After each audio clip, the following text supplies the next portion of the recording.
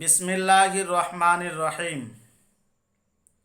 আল্লাহ রব্বুল আলমিন পবিত্র কালামুল্লাহ শরীফের মধ্যে বললেন, ইন্নাল মুনাফিকিনা ফিদ্দারকিল আসফালি মিনান্নার।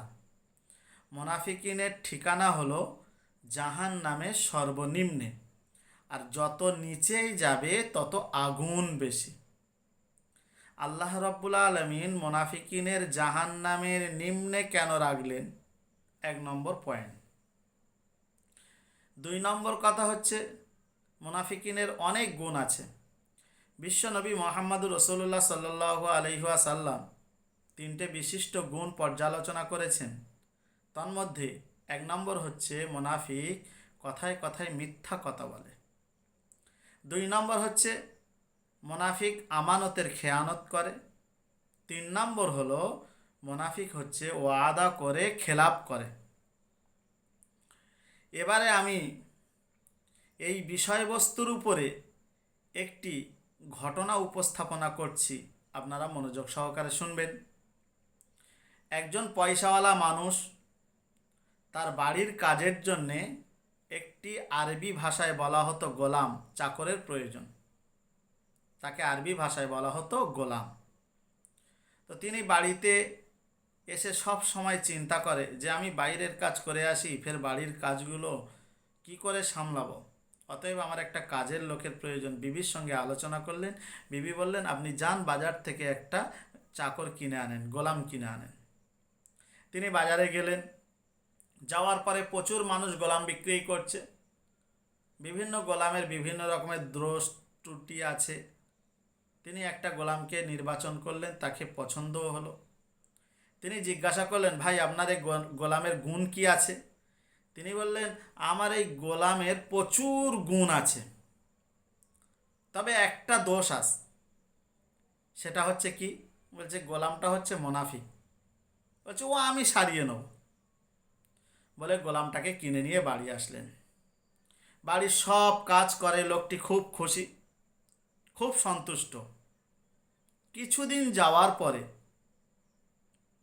লোকটি বাইরের কাজ করে আসে, বাড়িতে এসে ঘুমিয়ে পড়ে, প্রচুর কষ্ট হয়। সে জানে আমার বাড়ির গোলাম আছে, সে সব সামলে নেবে। কিছুদিন যাওয়ার পরে লোকটি চাচিমার কাছে গিয়ে বলছে, মালিকের বউর কাছে, বিবির কাছে, যে জানো চাচিমা, আমি চাচার দেখেছি রাস্তায় একটা মেয়ের সঙ্গে ফিস ফিস করে গল্প করে, একটা লাইন আছে চাচার। এ বলছে, বাবা তুই তাহলে ঠিক বলেছিস। প্রতিদিন বাড়ি আসে, আমার সঙ্গে কোনো কথা নেই, বার্তা নেই, ঘুমিয়ে পড়ে, আবার সকাল হলেই কাজে বার হয়ে চলে যায়। উপায় বল। বলছে, উপায় হচ্ছে, আমি এক তান্ত্রিকের কাছে জেনেছি। তান্ত্রিক বলেছে কিছু পয়সা লাগবে, তবে আমি একটু তাবিজ পানি করে দেবো, ও সেরে যাবে। তো চাচিমা বলছে, কারোর সাথে বলিসনি বাবা, খবরদার, তোর চাচা যেন জানতে না পারে। যত টাকা লাগে লাগুক, তোর চাচার আমার করে দে। প্রচুর টাকা তার কাছ থেকে নিয়ে নিল। নিয়ে এবার বলছে, চাচিমা,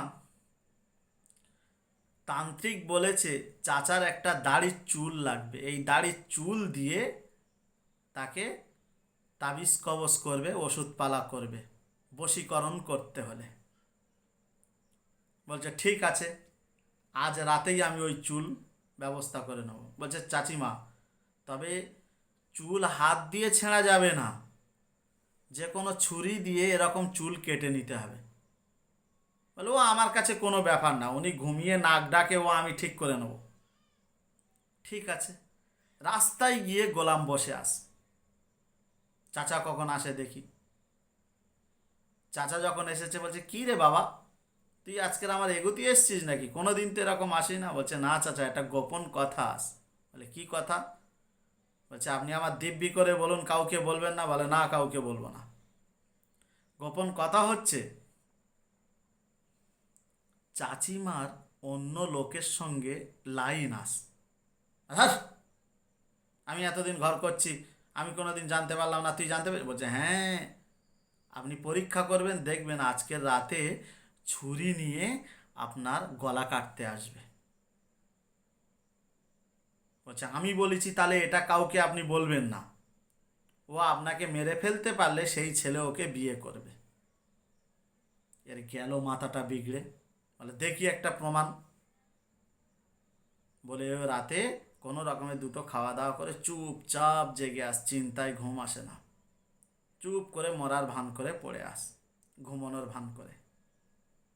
অনেক রাতে দেখে বউটা উঠেছে, এদিক ওদিক খুঁজে একটা ছুরি বার করেছে, ছুরি বার করে দাড়ির চুলটা যেই এরকম হাতে নিয়েছে আর হাতে ছুরি, অমনি জেগে উঠে এরম হাতটা ধরেছে। আর মনে মনে ভাবছে সেই গোলামটা ঠিকই বলেছিল।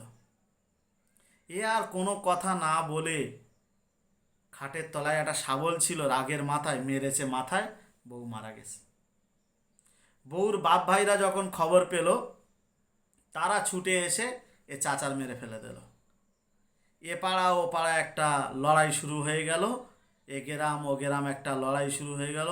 প্রচুর লোক আত্মহত্যা, প্রচুর লোক জেলে এবং প্রচুর লোক নিহত হয়ে গেল, প্রচুর লোক আহত। মুনাফিকিন যেখানেই থাকবে খবরদার তার থেকে বাঁচবে। মুনাফিকিনদের মতন ভয়ঙ্কর আর কেউ নেই। মুশরিক তো মুশরিকই হয়, কাফের তো কাফেরই হয়, আর মুনাফিক হয় এই মুসলমানদেরই মধ্যে। মুনাফিক হয় মুসলমানদের মধ্যে। এরা কখনো সামনাসামনি যদি ভালো চায় তো পিছন দিক থেকে কখনো এরা ভালো চায় না। বিশ্বনবী মোহাম্মদ রসুল্লাহ সাল্লাল্লাহু আলাইহি ওয়াসাল্লাম বলেছেন, যদি আপনি জান্নাতে যেতে চান মুনাফিক হইতে বাঁচবেন এবং মুনাফিক থেকে অনেক অনেক দূরে সরে থাকবেন। আল্লাহ তাআলা আমাকে আপনাকে জানা, মানা, শোনা এবং এর প্রতি আমল করার তৌফিক দান করুন। আল্লাহু আমিন। কলমাওয়ালা ইমান, এখলাসওয়ালা নিয়ত, ফাজাইলওয়ালা এলেম, মাসাইলওয়ালা শেকেল আমাদের অন্তরে ভরপুর করে দিক। নবীর মাহাব্বত, কোরআনের মাহাব্বত, হাদিসের মাহাব্বত আমাদের অন্তরে পয়দা করে দিক এবং এই বর্বরতার যুগে ওলামা আজমাইন গণেদের সঙ্গে থাকার তৌফিক আমাদের নসিব করে দিক। আল্লাহু আমিন। ওয়া আখিরু দাওয়ানা আলহামদুলিল্লাহি রাব্বিল আলামিন।